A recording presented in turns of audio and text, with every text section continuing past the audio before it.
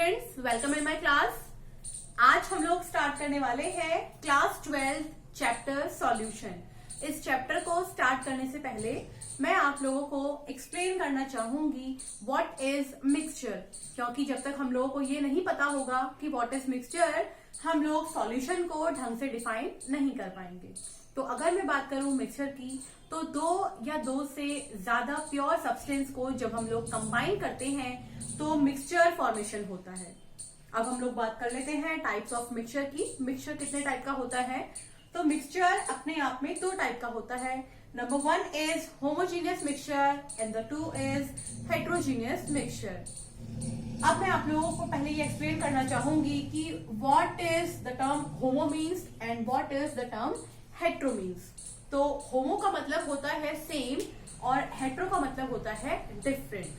तो अगर हम लोग बात करें होमोजीनियस मिक्सचर की, तो ये सिंगल फेज सिस्टम होता है।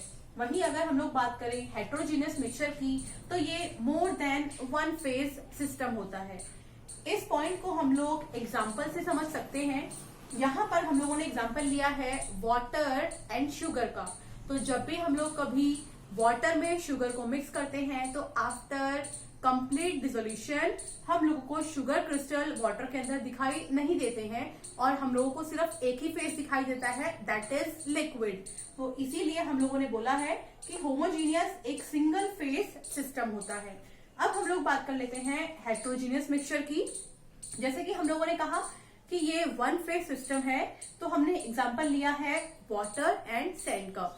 जब हम लोग सैंड को वाटर में मिक्स करते हैं, तो हम देखते हैं कि बहुत कोशिश के बाद भी सैंड कंप्लीटली वाटर में डिसॉल्व नहीं हो पाता है और हम लोगों को थोड़ी देर बाद प्रेसिपिटेट की फॉर्म में सैंड नीचे बैठा हुआ दिखाई देता है। तो इससे हमें समझ में आता है कि सैंड और वाटर दो डिफरेंट फेजेस हैं, इसीलिए हम लोगों ने वर्ड यूज किया था मोर देन वन फेजेस।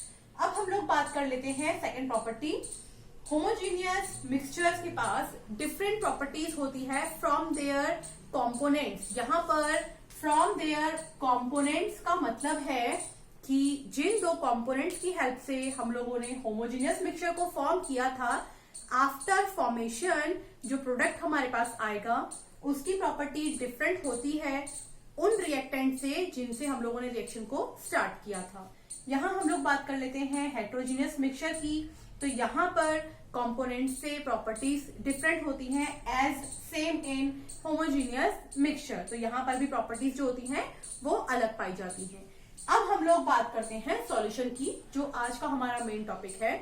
तो अगर हम लोग बात करें सॉल्यूशन की, तो सॉल्यूशन भी एक होमोजीनियस मिक्सचर होता है। एंड आई होप आप लोगों को होमोजीनियस मिक्सचर की प्रॉपर्टी पढ़ने के बाद ये समझ में आ गया होगा कि व्हाट इज सॉल्यूशन। तो अगर हम लोग बात करें डेफिनेशन ऑफ सॉल्यूशन की, तो मोर देन 2 प्योर कंपोनेंट्स को जब हम लोग एक मिक्स रेशियो में डिसॉल्व करते हैं, तो हमारे पास सॉल्यूशन बन के आता है। हमारे पास डिफरेंट टाइप के सॉल्यूशंस होते हैं, that is binary solution. Binary का मतलब होता है बाइनरी वर्ड्स, यानी कि 2 डिजिट सॉल्यूशंस के अंदर। दैट इज टर्नरी सॉल्यूशंस, यानी कि 3 डिजिट्स। दैट इज क्वाटरनरी, यानी कि 4 कंपोनेंट्स। तो 2, 3 एंड सो ऑन। जरूरी नहीं है क्वाटरनरी को हम लोग 4 ही वर्ड यूज करें, हम लोग एंड सो ऑन मतलब कि और भी ज्यादा कंपोनेंट वहां मिक्स हो सकते हैं। तो जब भी हम लोग कभी डिफरेंट कॉम्पोजिशन या फिर सेम कॉम्पोजिशन के अंदर मिक्सिंग करते हैं इस टाइप के कंपोनेंट्स की, तो हमारे पास सॉल्यूशन फॉर्म होके आता है। अब हम लोग बात करेंगे कि कंसंट्रेशन सॉल्यूशन के अंदर किस तरीके से फाइंड आउट की जाती है। तो उससे पहले मैं आप लोगों को बताना चाहूंगी कि सॉल्यूशन किन दो कंपोनेंट से मिलके बनता है। तो अगर हम लोग बात करें कंपोनेंट्स ऑफ सॉल्यूशन की, तो यहाँ हमारे पास 2 कंपोनेंट्स होते हैं, that is solute and solvent. तो इसको बहुत सिंपली हम लोग समझ सकते हैं, सॉल्यूट जो लेस अमाउंट में हम लोगों को मिलता है और सॉल्वेंट जो लार्जर अमाउंट में सॉल्यूशन के अंदर प्रेजेंट रहता है। लेकिन ये पॉइंट हमेशा ट्रू नहीं होते हैं। जरूरी नहीं है कि सॉल्वेंट हमेशा ही लार्जर अमाउंट में होगा और सॉल्यूट हमेशा ही स्मॉलर अमाउंट में होगा। तो इसके लिए एक डेफिनेशन और हम लोग समझ सकते हैं, जो डिसॉल्व होता है उसे हम लोग बोलते हैं सॉल्यूट, और इन विच सॉल्यूट इज डिजॉल्व, जिसके अंदर सॉल्यूट डिजॉल्व होता है उसको हम लोग बोलते हैं सॉल्वेंट। एक एग्जांपल और ले लेते हैं।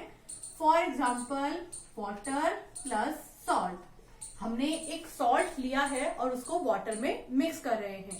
तो जैसे कि मैंने बोला कि हम लोग सॉल्ट को वाटर में मिक्स कर रहे हैं, इसका मतलब सॉल्ट यहां पर है सॉल्यूट और वाटर यहां पर है सॉल्वेंट। आई होप आप लोगों को सॉल्यूट एंड सॉल्वेंट क्लियर हो गए होंगे। अब हम लोग बात कर लेते हैं कि हम लोग कंसंट्रेशन ऑफ सॉल्यूशन किस तरीके से फाइंड आउट करते हैं।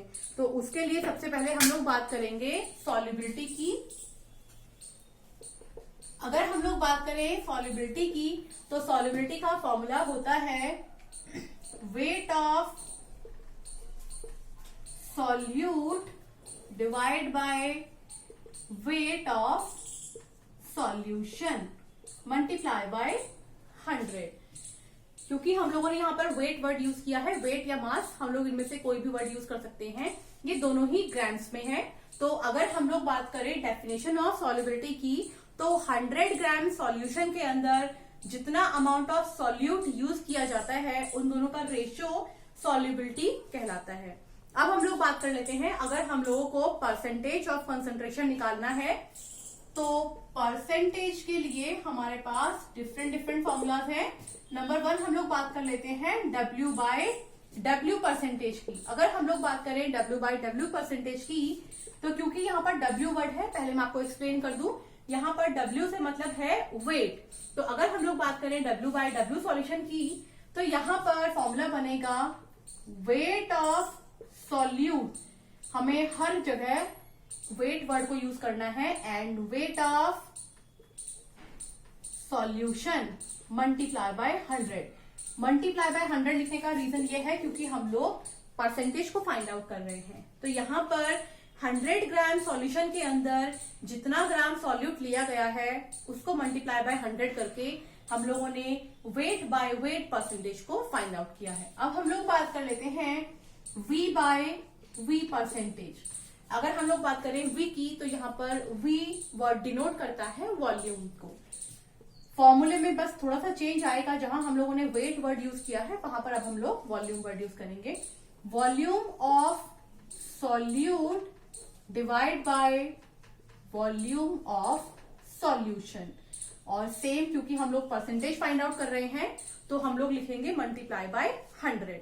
तो ये हो जाएगा फॉर्मूला V बाय V, यानी कि वॉल्यूम बाय वॉल्यूम परसेंटेज के लिए। अब हम लोग बात कर लेते हैं W बाय V परसेंटेज। तो अब यहाँ पर हम लोगों ने ऊपर जो दो फॉर्मूले यूज किए हैं इन्हीं के वर्ड को यूज करेंगे। यहाँ W वर्ड डिनोट करेगा वेट को और यहाँ V वर्ड डिनोट करेगा वॉल्यूम को। तो हम लोग लिख सकते हैं formula weight of solute divide by volume of solution multiply by 100। यहाँ पर वॉल्यूम वर्ड ml को डिनोट कर रहा है और यहाँ पर W वर्ड डिनोट कर रहा है ग्राम्स को, क्योंकि ये वेट है और ये वॉल्यूम है। तो हम लोग कह सकते हैं कि 100 ml सॉल्यूशन के अंदर जितना ग्राम सॉल्यूट मिलाया गया है, अगर हम लोग उनका रेशियो निकाल लें तो ये W बाय V परसेंटेज के इक्वल होता है। आज हम लोगों ने बात किया है कंसंट्रेशन के बारे में, कल हम लोग इसी के रिगार्डिंग कुछ और टॉपिक्स के बारे में बात करेंगे। Thank you.